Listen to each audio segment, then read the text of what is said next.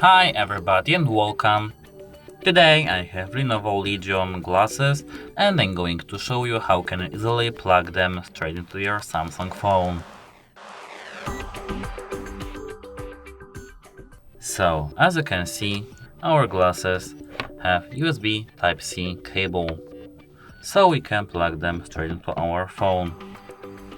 We just have to plug them into our charging port,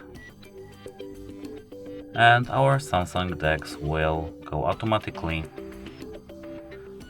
If we go to our control panel and click use your phone as a touchpad, we have to click on that. Now we can use our phone as a trackpad. And that's literally it.